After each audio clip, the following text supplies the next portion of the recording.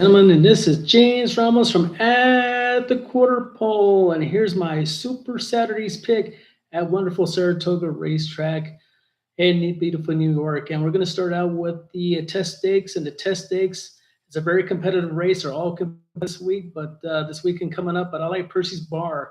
Percy Bar fits in this race. He's 8-1 through the DRF. Morning light odds. He's shortening up from the Kentucky Oaks. It was mile and eighth. The 7/8 of a mile race fits him like a glove, and he should be coming on resolute. He was beaten 10.5 lengths in the Kentucky Oaks, but I would just cross that race out because he did lose to Always Running and County Stars, are top two 3-0 fillies right now. So Percy's Bar is my pick for the test stakes. Moving on for the Saratoga Derby, and I like Botas a lot. Now that's Miguel Clement's charge. He's got the 9 post, another good price at 8-1. He does his better running at Saratoga Park during the summertime. So horses running in seasons, also horses favoring a certain track, and he fits in that profile. He's got the outside on a long distance race at the outside post at the 9. We shouldn't hurt Botas. He should be around about the second tier flight horses and finding cover European style and make a late run. So that's what I'm looking at now. I was highly touting Botas in trio race on the turf of Breeders' Cup Day. He failed the fire, was beaten more than 11 lengths. But again, that was a G1, the best 2-year-old horses at that time. So this is a kind of a little bit of a class relief, and he's back at wonderful Saratoga. So at that odds, at 10-1, it should be bet down between 6 and 8-1. But Botas is a live long shot in the Saratoga Derby. Moving on to the next race will be the 4-star Dave, and there's a ton of speed in this race. There's Rhetorical in the race, also Mibago and Dermatistic, and they're going to be a fast-paced this race. Mibago likes to run free winning on the front end, doesn't know how to rate, and that's going to be a serious problem with a ton of speed. Also in this race is Zulu Kingdom, was a horse that likes to be taken a little bit off the pace. The way I see this race, ladies and gentlemen, is going to be Lagalos is going to come slightly off the pace. He's got a good post also on the 7 post. Though it's a mile, it's one quick turn around those tight turns. But what I'm thinking the rider's going to do is come from the outside post and tuck under all that speed. I just see Mibago and Rhetorical go right at it, and Zulu Kingdom being third about 3 lengths off, and also being right off Zulu Kingdom's pace will be Dermatistic. But I like Laganos to win this race. I'm getting 5-1. That is my pick in the 4-star Dave. Now going into the Whitney, everybody knows that I'm a bandwagoner this year, like last year with Forever Young. Let's see what Sovereignty and Baeza do in this race.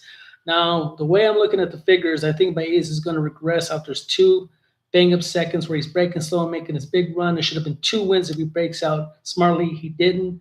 So I see him regressing. White on Barrio is a sneaky long shot. He seems to, when he's feeling well, this horse runs an A-plus race. He won Whitney a couple of years ago, so he likes the course. And Magnitude doesn't need this race. He's already winning and ran. I mean, if he wins, I don't see Steve asking a lot of this horse at 100%. He's probably going to be less than 100%. He did drew a nice inside spot at the 1 post for the winning. He's all speed. Baeza is going to come off. If he breaks well, one of these days, he's going to be a lot tougher. Sovereignty is a big question mark. Right now, do you retire Sovereignty if he doesn't win the Whitney Stakes and keep that stud feed going into the breeding shed? And I said that makes a lot of sense. I mean, no reason to push his horse in the Breeders' Cup Classic if he's not performing. That is my opinion. It seems like a lot of trainers and owners are looking at this option. Look at journalism. We had a slight injury in the San Diego. They're putting them in the Breeders' Shed. They're not looking at any kind of Breeders' Cup races. So that's what I have right now. Another sneaky long shot would be an Aquarium. The only question I have was that Suburban Handicap, a very good race. Now, Phineas Fong did win by daylight, but he was on a lone lead. And honestly, an Aquarium's problems, he stumbled at the start, but it wasn't that bad of a stumble. He was running mid-pack. He didn't fail to fire. It was slow fractions in the Suburban. And I'm not sure Phineas Fong is really a G1 horse. See with Phineas Fong, he loves Saratoga, especially as a freshen upper. So that's a big question mark. My live long shot would be in Barrio. I'm seeing Baeza regressing in the Whitney. Sovereignty is a big question mark. Mad Tooth, the horse that should have been favored in the Stephen Foster when he beat Forever Young. Now he's favored to 9-5. He doesn't need this race. So let's see what happens in this race. Now, this has implications toward the Breeders' Cup Classic because this is going to be the best race going in for the older horses going into the Fall Classic. I'm not seeing a lot in the Pacific Class with journalism now being retired. Nisos supposedly might run against Knightsbridge, and Nisos has more of the speed that he could tuck in behind Knightsbridge and let Knightsbridge do all the heavy lifting for a mile and 1/4 and come closing on it. Nisos did show a nice win in the Pegasus at Jersey at the track about the Jersey Shore. He had a lone lead. He was running his Skippy Alonso and didn't gauge speed, so he had it all his own way, freewheeling. He's not going to do that against Nisos coming in down Mar, and also a knock against Knightsbridge. He has to come all the way from Jersey to run in California against the home champ at Nisos, even at a mile and 1/4. I don't see any long shots going in the Pacific Clash. Maybe a British Isles might run against the next race. He's got a little bit of a kick. He did win the Santa Anita handicap at a mile and 1/4. He fits for the upset chance in that race. Other races to mention would be also the Yellow Ribbon Stakes at Del Mar, a mile 1/16. One of my top horses for the Philly Mare Turf race. So Whiskey Decision was my live launch of the horse I'm leaning to. Chad Brown's bringing him out to the West Coast. It doesn't make a lot of sense, but I'm not the Hall of Fame trainer Chad Brown is. So why risk him bringing him out to Del Mar when you know the Breeders' Cup is a Keeneland and then a shortening of a race a mile 1/16? My opinion is that Whiskey's Decision's distance is longer than a mile 16. So this might be a prep race to get the win in your hand and get into the Breeders' Cup. Philly Mare Turf. I wouldn't ship them right now, in my opinion, because they're not running the Breeders' Cup on the West Coast, and it is short. So I think they're looking for an easy spot, and I still like him. I liked him on the Pegasus Day where he was in trouble. He swung way out wide and just made a belated move, beaten by about 4 lengths. But he gave up a ton of ground coming for home, and he also got squeezed at the start and lost a lot of his positioning for that race at Pegasus Day.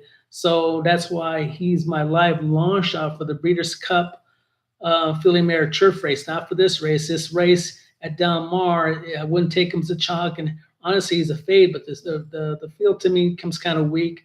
I've been looking at replays at Del Mar, and horses are just not even in comparison to horse out east, and everybody knows it right now. So the move Whiskey Decision to Del Mar and run in this race is a big question mark, but I still like him for the Breeders' Cup. He should get the win in your end anyway, but I would fade him as a chalk to play him the win or even in exotics. That's how I would play it. But I do like him as a live launch shot for the turf race when he's running against much better competition. Also reflections right now from the Haskell and also the Jim Dandy. Well, what can I say? Renegade won a great race. It was the same race. It was a repeat how he won the Arkansas Derby. Kind of way out wide, almost out to 5 wide, coming home for the stretch of Saratoga. It was way out of it. The fractions were very tepid, 23-4, 47-4.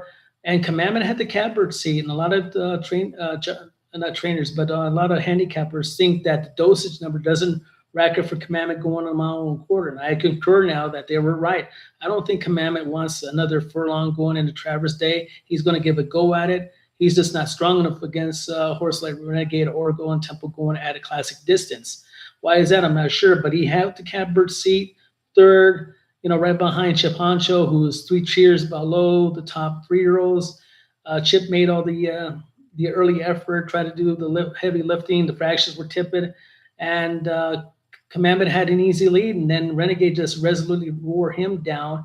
And it proves one thing: horses that are always good at maybe at mile 1/8, that extra furlong just shows you a difference in the stamina profile. So for the Travers, Renegade was my pick for the Travers. I'm not seeing a lot of odds on him now, and him winning the way he won to Jim Danny. I think he's either going to be the first choice or second choice with Golden Temple. Golden Temple's been waiting for the Travers Stakes, and rightfully so.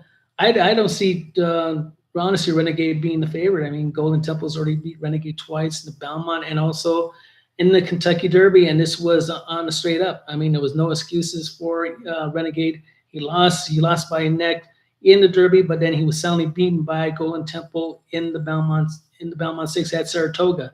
Now, the X Factor horse that I like, and a lot of people might disagree because they didn't like the race, and honestly, through looking at the race, you'll say that's a bad race. but the X factor would be the Puma. The reason why I'm saying this, that track came out wet. They sealed the track, so it's very biased to the front end. I know Baby Vino won, and honestly, this horse, if he wins a Breeders' Cup Classic that we're touting, which is a little bit over the top, but if he does, I'll I'll go eat my form again, like I always stated.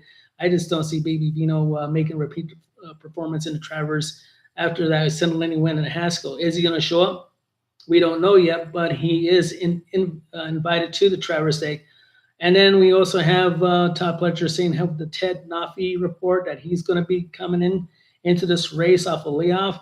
Ted might be okay, but the first time against horses in form right now is going to be a tough chore to overcome to be Renegade and Golden Temple at this time. Now, this is Spendthrift horse like Further Due. Now, is Further Due and Ted Nafi going to run as an entry? They might, but it's going to knock down a lot of your value if you like either one of them. If you like Further Due and thinking that race in Malmont Park was just one of those weird flukes, I don't think so, ladies and gentlemen. I gave you my say so on the analysis. He was up close, second behind the front running speed. He couldn't catch the front running speed and just did not show anything. Napoleon Solo, my opinion, doesn't want to go on my quarter, especially losing the duel to Baby Vino. But again, there's got to be some kind of speed in here. And what about Chief Wallaby running second in the Curlin Stakes? And it's a minor race, almost like an allowance race, in my opinion. They just call it the Curlin. He lost to Sea Strike, who Sea Strike in the last two races didn't show that kind of speed to be up at top. Honestly, Chief Wallaby should have been on the front end. He came out floated wide around the clubhouse turn. He's a horse that's got me scratching my head. Like right now, I think if I was Bill Mott, I'd be scratching my head with both Chief Wallaby, Sovereignty, and Bays. I figure what is the key to make them better to win the races, because they do have the quality and the desire to win the race. Chief Wallaby would be better suited on the engine to kind of quicken him up. I think if he would have had a little bit kind of a kinder speed, he would have beat Sea Strike. But that's a lot of ifs and thinking, well, we mean if. I says, well, I saw him break his main special weight on my birthday, January 10th at Gulfstream Park, and it was a sprint race, and mains mostly all started in sprint races. But he was only 4 lengths off of the 6/8 of a mile race, and he won convincingly over the Puma. So is he, question mark, going into the Travers? I don't like the Curlin. Normally, I don't take anybody out of the Curlin race and go forward to the Travers. I still believe now Renegade's still the #1 horse to beat. My live long shot would be the Puma, because I'm crossing the Haskell Stakes out. He's a closer, and the Puma horse likes to come from the back end. Now, with other horses, maybe be considered for the Travers Stakes because it's a rich race in tradition and money. What about Emerging Market? He failed to fire to 1-2. Losing an allowance race. So all your top flight 3-year-olds like to come off the pace. There's not a really true horse at a mile and quarter that could carry his speed. And don't ask me about Napoleon Solo. I think he'll run flat at a mile and 1/4. So Renegade is my pick in exacta. My live long shot, the Puma, and the X Factor, Chief Wallaby. They already put blinkers on him. And like I said, the Curlin had my head scratching. Blackout Time didn't run. But if you look at the race at the Arkansas Derby that he ran, Blackout Time, that is, he looks like a horse that doesn't want to go any part of a distance. And they keep on trying to force this horse into a route race. And I don't understand why. Just really don't understand. He seemed like he was pulled up after the quarter pole with 2 furlongs left. And the jockey was just coaxing him just to cross the line. He was being 10 lengths out of it by Sea Strike and Chief Wallaby. So Blackout Time, maybe as a spinner, but right now is trying to get anything past a mile. I'm not playing that horse, and he shouldn't be going to Travers. So again, the Travers pick, Renegade, and then the X Factor to the live long shot would be the Puma, and a double X Factor to see what's going on would be Chief Wallaby.